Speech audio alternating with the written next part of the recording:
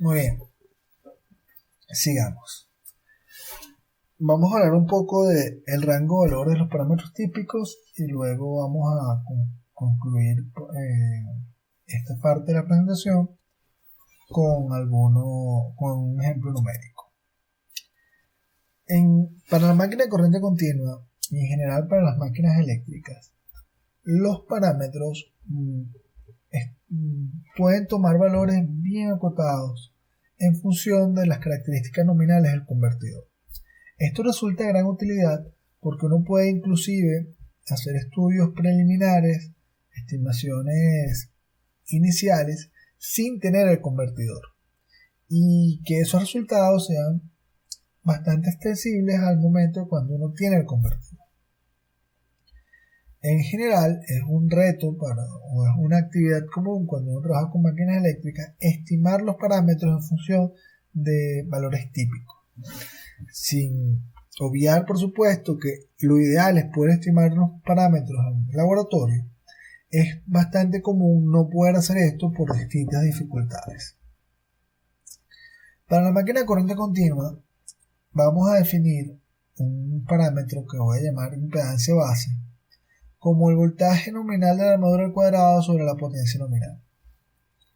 La resistencia de armadura va a tener entre un 2 y un 4% de las pérdidas, lo que se traduce entre un 2 y un 4% de la impedancia base.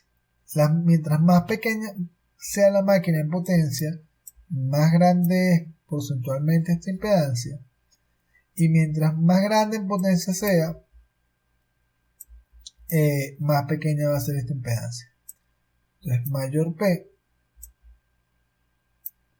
menor P.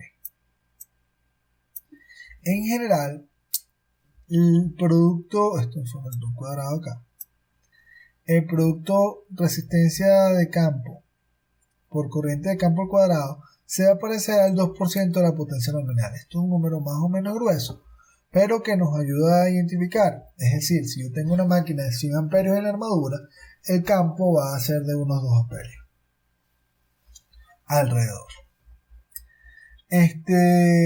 Las constantes de tiempo, insisto, aquí es al revés, mientras más grande es la máquina para acá y mientras más chica es la máquina para acá. Eso nos da una idea para estimar las inductancias en caso que sean necesarias.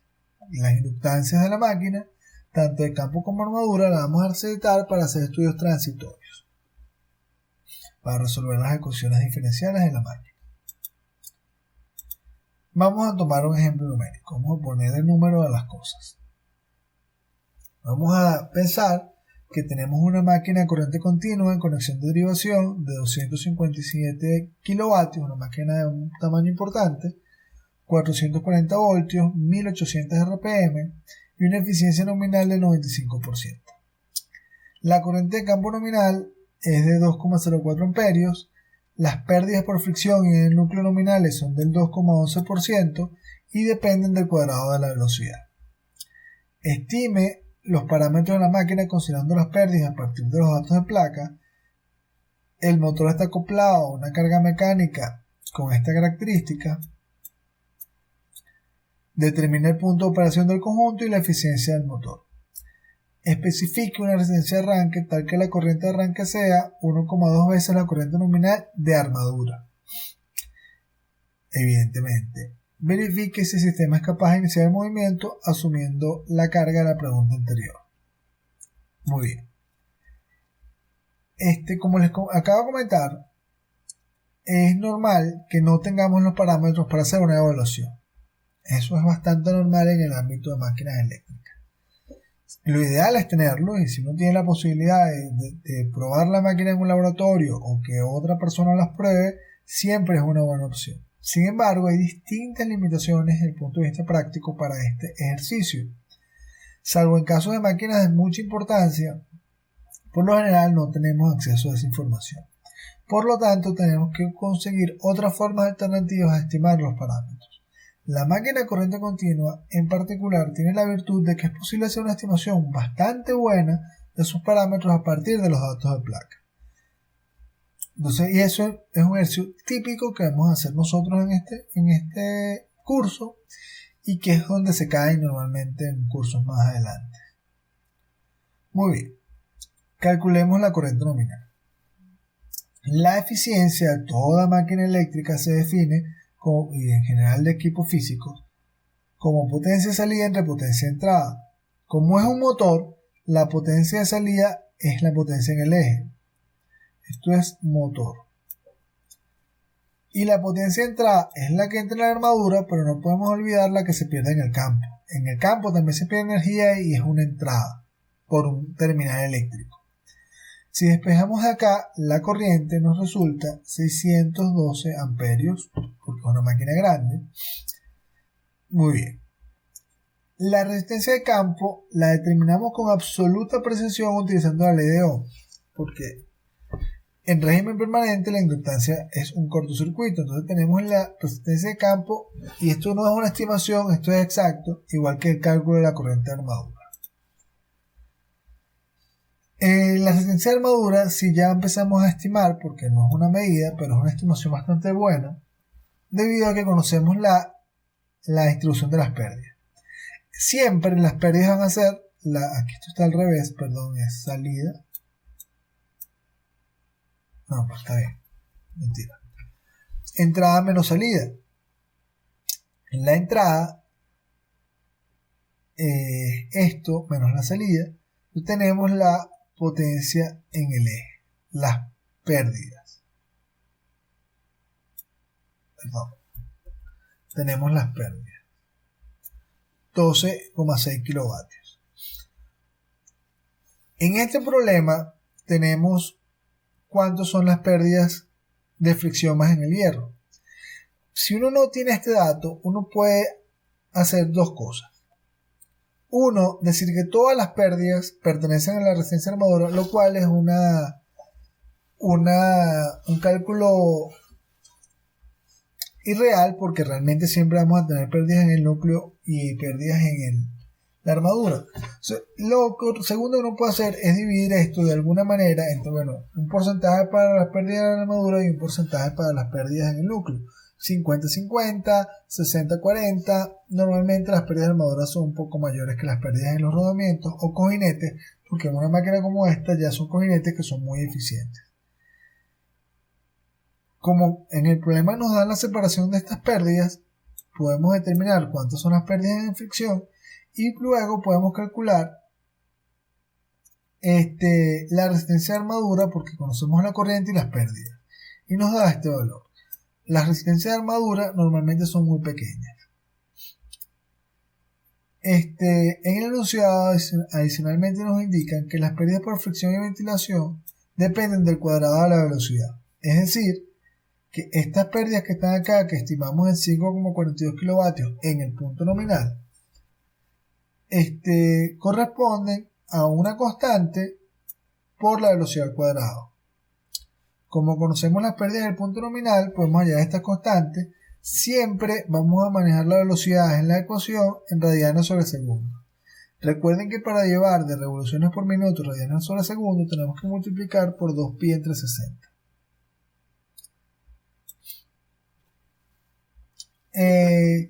Por último, tenemos que estimar el coeficiente de generación, que lo podemos hacer por dos caminos distintos. El primero es utilizando la ecuación de voltaje. Como conocemos RA, IA y B y la corriente de campo, podemos despejar directamente G y nos da este valor. Y el segundo es por el par. Es interesante hacerlo por el par para aprovechar e introducir un concepto. El par que entrega una máquina no es un dato nominal. ¿Por qué no es un dato nominal? Porque a partir de la potencia en el eje y la velocidad se puede estimar directamente. Entonces, como la placa tiene la menor cantidad de información necesaria, no nos da el par, porque el par lo podemos calcular desde la potencia mecánica y la velocidad mecánica, que sí son datos de placa. Normalmente es un dato de catálogo el par. En este caso, tenemos la potencia, tenemos la velocidad, una vez más la velocidad en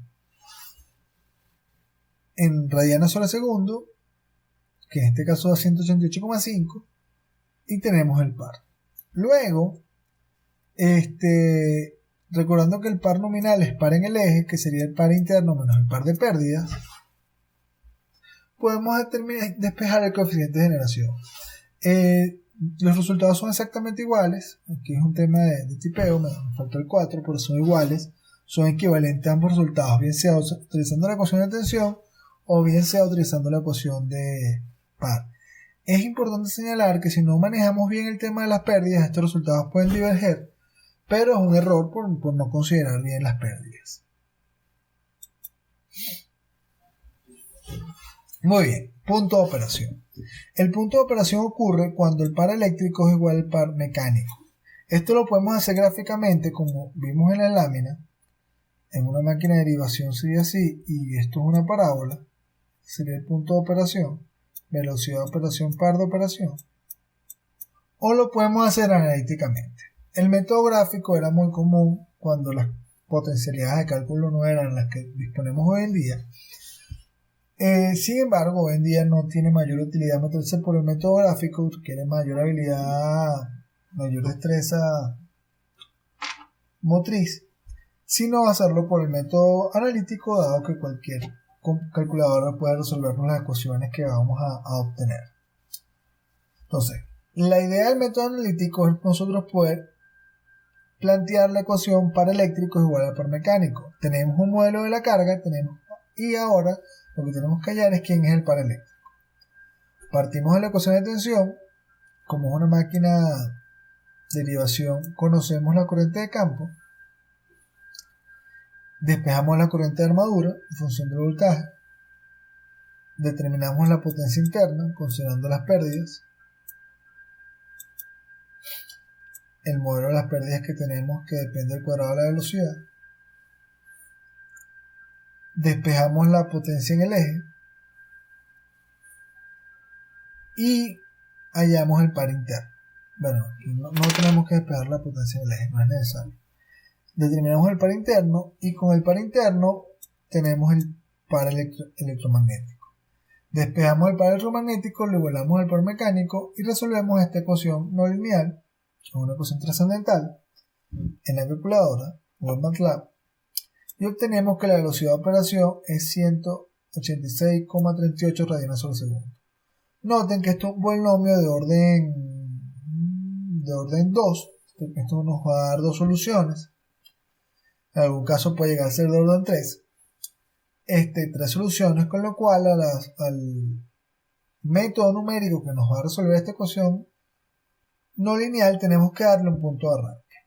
El punto nominal siempre es un buen punto de arranque para el sistema, para nosotros poder saber cuál es el punto de estabilización. La eficiencia siempre será potencia de salida entre potencia de entrada. La potencia de salida es la potencia en el eje, sería T por omega de operación entre la potencia de entrada por la armadura y por el campo. Evaluamos la corriente y noten el valor de la corriente. Esta corriente es mucho mayor que la corriente nominal.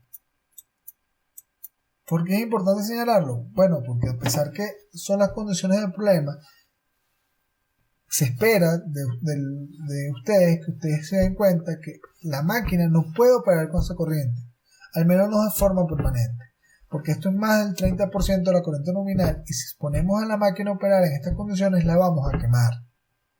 Recuerden que los equipos en la vida real se dañan. ¿Y por qué se dañan? Por sobrecorrientes transitorias o régimen permanente. Si calculáramos la eficiencia, lo cual no es relevante porque la máquina no debería poder operar en estas condiciones, nos da 94%. ¿Por qué sucede esto? Bueno, porque resulta que un pequeño cambio en la velocidad, que fue producto de la carga que tenemos, debido a que reduce mucho la fuerza contra la ergomotriz y la resistencia es muy pequeña, sube demasiado la corriente. Entonces, ¿cuál es la conclusión de este problema? Que esa carga que planteamos, que tiene esa característica por alguna razón, y la máquina que estamos utilizando no pueden operar juntas, porque la máquina se quemaría. Hay que buscar alguna solución. ver si se puede cambiar la carga o buscar otra máquina o buscar algún mecanismo de control. Pero naturalmente el punto de operación que alcanzaría el sistema es un punto que tendería a dañar la máquina.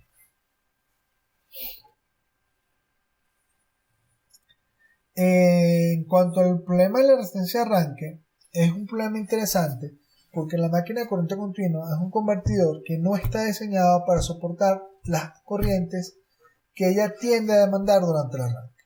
Es decir, si nosotros tenemos una máquina de corriente continua y la energizamos, la dañamos. Hay que buscar mecanismos alternativos durante el arranque para limitar la corriente. El más sencillo, y no por ello menos útil, es colocar una resistencia en serie a la armadura para limitar la corriente. Simplemente. Si nosotros calculáramos la corriente de arranque natural que demanda el convertidor, podemos hacerlo con las ecuaciones de régimen permanente.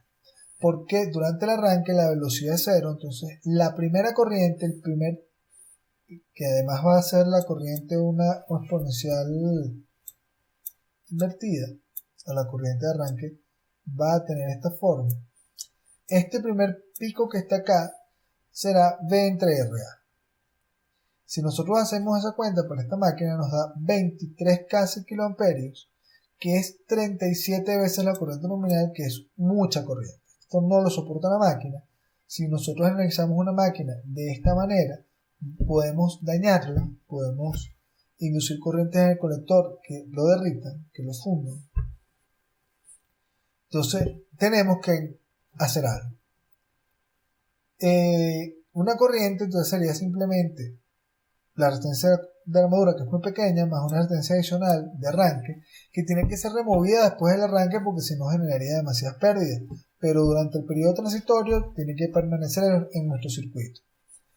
Con una corriente objetivo que dijimos 1,2 veces la nominal, mucho más pequeña que su corriente natural, nos da una resistencia de 0,57 ohms.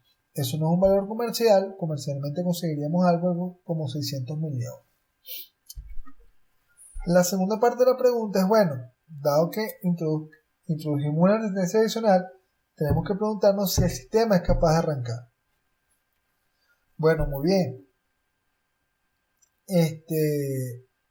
Calculamos el par de arranque, que es el punto de corte con nuestro eje vertical, considerando que la corriente de arranque es mucho más pequeña, y evaluamos cuánto par produce. Y ese par tiene que ser mayor al par resistente de la carga cuando la carga está detenida,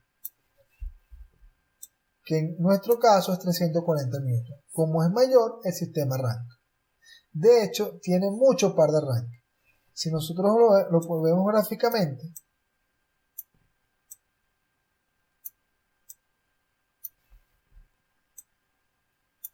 el sistema cuenta con este diferencial de par para arrancar.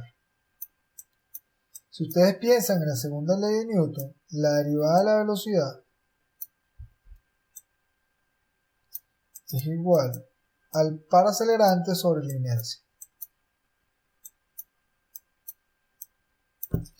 El par acelerante con el que dispone esta máquina es, cuando está detenida, es todo esto, pero luego es este par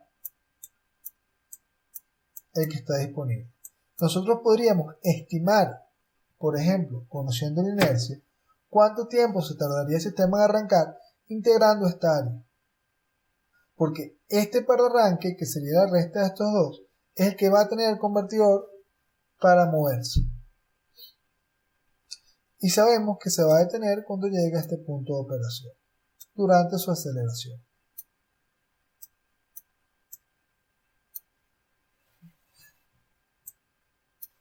Es importante conocer este tiempo para, por ejemplo, en un sistema automatizado, dar la orden con unos temporizadores para sacar la resistencia de arranque y no tener un operador para hacer esa maniobra, que es algo totalmente innecesario. Muy bien. En las siguientes partes de las presentaciones vamos a tratar los temas, vamos a tratar el tema de la máquina como generador, en especial la conexión autoexcitada, la saturación de la máquina, entre otros elementos.